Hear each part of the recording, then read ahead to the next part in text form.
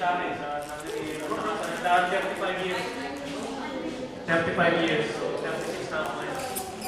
At siyempre, salamat din sa biyaya na kasama. Talaga na-surprise ako. Salamat. Kaya kung saan ka pa, lahat kayo mga kapatid. Ay!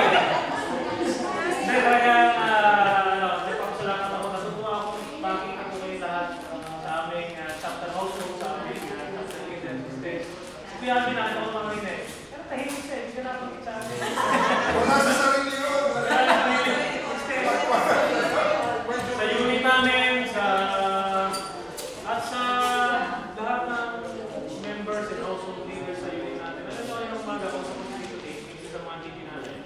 Nag-usap kami tungkol sa community and nagkapag-usap kami kasi yung nato ng singles, nakakatuwa.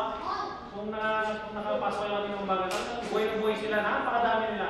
450 yata niya, no? 450. Nagkakaroon ako sabi ko ng maganda ng community, sabi ko, kaya alam mo sa community talaga, pinakamalaking role na ginagampanan yung household leader.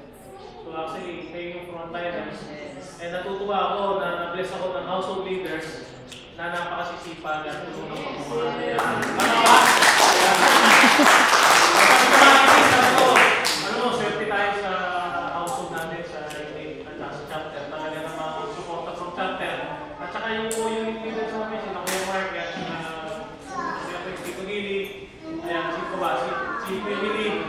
Yan, grabe ang namin ang support services at saka kayo sa unit. Halos, ano po, lahat yun nandito. Parang yung siguro dito yung bago.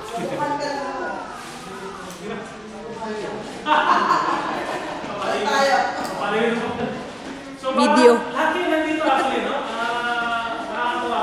Sige, lahat yun nandito. Sige, medyo wala. Bago sa yung kanina dito, natutuwa ako kaya ako nag-parents pa kasi dahil sa kanila sa household leaders nila.